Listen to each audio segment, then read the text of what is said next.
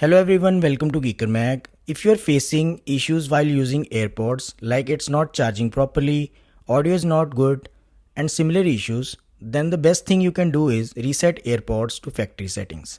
In this video, I'm going to show you how to reset AirPods Pro to second generation, but the process is same for other AirPods. Before that, I'm trying to hit 30,000 subscribers on YouTube.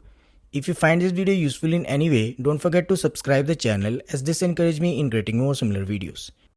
Make sure both AirPods are in the charging case and the case has some charge. Locate the small button on the back of the case near to bottom. Now open the lid and press and hold the same button for at least 15 seconds. On wireless charging cases like AirPods 2, AirPods 3, AirPods Pro, the front light will flash white,